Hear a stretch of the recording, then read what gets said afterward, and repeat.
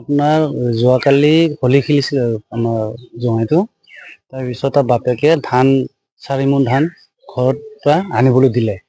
তাইতো দোকান বিজনেছ কৰে, তো ল'ৰাটো দোকানদাৰী কৰে। তাৰপিছত তাই সন্ধিয়া হোলী চলি খুলি চাৰে 6:30 বজাত ঘৰ গ'ল। দোকানটো বন্ধ কৰাই নাই। তাৰ বাপেকৰ লগত সি অলপ তৰ্কাতৰ্কি হ'ল। অলপ ড্ৰিংক কৰি আছিলে ল'ৰাটো, আৰু বাপেকো ড্ৰিংক কৰিছিলে। তৰ্কাতৰ্কি কৰোঁতে তাৰমানে সি ঘৰত ধৰক বাপেকো সি মাৰা নাই। তাই बिफाया फिसालाखौ बुथारबाय। नंगौ लोगोफोर, हरनि भितराव हलिनि खुसि दिनावनो बिफा फिसाला जौ लोंदोंमोन। फेदोंमोन बिफायाबो, फेदोंमोन फिसालायाबो। बे समावनो मोनसे नांलाय खमलाय जाबाय। फिसालायाथ' बिफाखौ जेबो खालामासै, बोरायखौ। दा बे बोराया हरनि भितरावनो बे फिसालाखौ बुथारबाय। बोरै बुथारखो, मानि थाखाय बुथारखो, नोंथांमोना बे भिडिअखौ फुल जोबजासिम नायब्ला बुजि मोनगोन। जाथायखौ ओरैबायदि आंनो शेयार खालामहरनाय जादों आरो निउसनि गेजेरजोंबो नोंथांमोना नुनो मोनदों। दा सोरबा नुवाखैब्ला आंनि चेनेलनि गेजेरजोंनो भिडिअखौ जोबजासिम नायब्ला बुजि मोनगोन लोगोफोर। स' गिबियावनो बयनिसिमबो फिन खेब बरायहरबाय। जायफोरा चेनेलाव गोदान साबस्क्राइब खालामना लादो। दा जोबोद गिखांथाव जाथाय होननांगोन आरो दुखुनांथाव जाथाय। बेफोरबायदि आं बुंबाय थाखायो भिडिअनि गेजेरजों, सानफ्रोमबो बुङो, दिनैल' बुङा आरो बुंबायबो थागोन। जोंनि बर'फोरा लोंनाय जानाया बारा होननाय दा जामारबायना। लोंनानै मानसिया कन्ट्रल गैया जायो आरोना। नों सोरखौबा फेमिलिखौनो बुथारनो हायोब्ला अब्ला नों गुबुनखौलाय मा? बेनिखायनो मानसिया लोंनानै कन्ट्रल गैया खालामनाङा। दानि जुगाव बेफोरबायदि लोंनाय जानायखौ बांद्राय खालामनांला। मा खालामबा मा जागोन बेफोरखौसो जोंहा लाइफनि बागै साननांगौ। जोंना बर'फोरा लोंनाय जानाया बारा नालाय, सिख्लाबाबो सेंग्राबाबो जोंना बर'फोरना खालि लोंनाय जानायानोसै दानि जुगाव। सिखर बिरि सिगारेट बेफोरनोसै आरोना, बांद्रायसै। लोंनाय जानाया जे मानसिखौ माबायदि खहा खालामो बेखौथ' बुजि मोनाखै। मानसिनि थाखाय जोबोद खैफोदाव फैयो लोंनाय जानाया। नों गावखौनो कन्ट्रल मोननाय नङा। मालादि मा नों गुबुननि माबाखौ जानखौ लागोन, नों गावनो कन्ट्रलखौनो मोननाय नङा। बेनिखायनो लोंनाय जानायखौ एसे खम खालाम। सेंग्रा सिख्लाफोर बा आदै मादैमोन, नोंथांमोना गावनि लाइफआव बेफोरबायदि खैफोद माबाखौ खालामनो लानो नाङा। गावनि फेमिलियानो दा नै गावनि फेमिलिखौनो बुथारलायबायनो। बेबो बोरायसो, नोंथांमोना नुखागोन, आं क्लिपाव होखादों।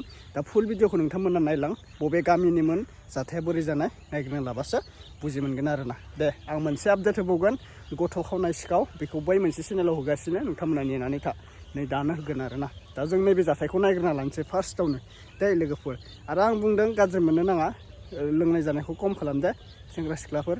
लोंनाय जानायखौ एकदम खम खालामखा। बेफोरबायदि नङा, खम माने आंनि बाथ्रा फिनिस खालामखानांगौ। लोंनाय जानायखौ एकदम गारखानांगौ। गाइखेरनि साहा माबा साहा बेफोरखौनो लोंनानै माबा खालामनानै था। गावनि देहायाबो स्ट्रं जागोन ना। नों लोंनायखौ गार, बा नों माबा मोनसे फिथाइ सामथाइखौनो जानायखौ स्टार्ट खालाम, नोंनि देहायानो स्ट्रं जागोन। लोंनाय जानायाव नों स्ट्रं जाया मालाबाबो। नों राफोद खालामनानै था गावनि देहाखौ। थैया थान्दि ना, जोंनि मानसिनि जिउ गाबोन दिनै दोङो गाबोन गैया, जों थैनानै थांगोन होननानै लोंना जानानै मानसिनि लाइफखौ उराय होनानै लाब गैया। नों गावनो स्ट्रं था। जिखिनि इसोरा नोंखौ जानो थाखाय हरदों, बेखिनिजोंनो जों सानफ्रोमबो मोजाङै खुसि खुसि जालांनो नाजादो लोगोफोर। दे, भिडिअखौ नायग्रोना ला अब्ला। ओमफ्राय बबे डिस्ट्रिक्टनिफ्राय आंनि भिडिअखौ नायदों फोरमायहर। थ' थेंक इउ भेरि माच। क'क्राझार, उदालगुरि, बाक्सा, चिरां, तामुलपुर, नोंथांमोना गोबां मोजां मोजां कमेन्ट हरगासिनो। थ' थेंक इउ स' माच। बेफोरबायदि गामिनि कमेन्टखौ नुयोब्ला आं जोबोद गोजोन्नाय मोनो। जोंनि बड'लेण्डनि सेंग्रा सिख्लाफ्रा ओरैबायदि आदै मादैमोना कमेन्ट हरो। क'क्राझार, उदालगुरि, चिरां, बाक्सा, तामुलपुर। थ' नोंथांमोननि सेराव गोजोननाय थाबाय। दिनैबो कमेन्ट खालामनो दावबावसै लोगोफोर। दे, भिडिअखौ नायग्रोनानै ला लोगोफोर। বস্তুটো আপোনাৰ যোৱাকালি হোলী খেলিছিল আৰু আমাৰ জঙাইটো তাৰপিছত তাৰ বাপেকে ধান 4 মোন ধান ঘৰত পৰা আনিবলৈ দিলে। তাইতো দোকান বিজনেছ কৰে, তো ল'ৰাটো দোকানদাৰী কৰে। তাৰপিছত তাই সন্ধিয়া হোলী চলি খুলি চাৰে 6:30 বজাত ঘৰ গ'ল। দোকানটো বন্ধ কৰাই নাই। তাৰ ফেমিলিটো দি থৈ পেলাই ঘৰ গ'লগৈ।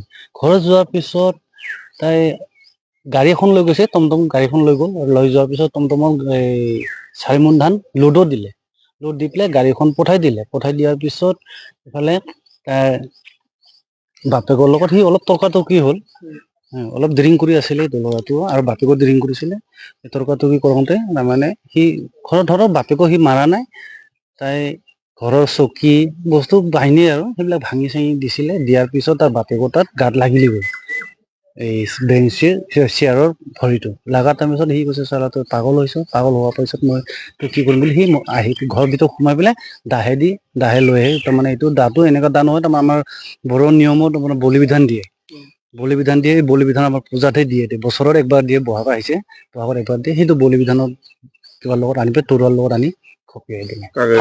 ফাৰ্ষ্টত দিলে গাড়ীত ঘপিয়ালে বাইকত আগৰ চাকাৰ আৰু পিছ চাকাৰ তাৰ পুতেকত, তাৰপিছত আকৌ ডিঙি ঘপিয়াই দিলে লগতে ডেথ। কি নাম আপোনাৰ নন্দেশ্বৰ শইকীয়া। নন্দেশ্বৰ শইকীয়া সেই পুতেকৰ নাম ঢুকাইছে হয় হয়। বাপেকৰ নামটো হৈছে ডিম্বেশ্বৰ শইকীয়া। মৰাটো হয়, বাপেকৰ নামটো হৈছে আপোনাৰ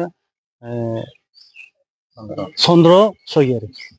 এইটো ক'ত ঘটনাটো ঘটিছে? এইটো আমাৰ এই কিবা কয় এই আপোনাৰ ৰংজালি গাঁও, আমাৰ জাবৰ খোৱা কাকি। ল'ৰাজনৰ কোন কোন আছে? ল'ৰাজনৰ তাৰ ভায়েক এজন আছে আৰু ভনীয়েক বায়েক আছে 3জন। সিহঁতে গোটেই বিবাহিত। আৰু এটা ল'ৰাটো আপোনাৰ এতিয়া আজি বেছি দিন হোৱা নাই, আজি 6 মাহ মান হ'ল নেকি, এতিয়া ট্ৰেইনিঙত তাই পুলিচ জইন হৈছে। তাৰ পৰিয়াল কোন আছে? তাৰ ফেমিলি আছে, মাইকী মানুহ আছে আৰু ল'ৰা এজন আছে। বয়স কিমান হ'ব? বয়সটো আপোনাৰ 27, বেছি বয়সৰ ল'ৰা নহয়। ধৰি লওক আপোনাৰ বাপেকৰ বয়স? বাপেকৰ বয়স 68। বাপেকক ধৰিছে নেকি কাকি? বাপেকক ধৰি পেলাই থানাত দিয়া হৈছে, লকআপত আছে এতিয়া।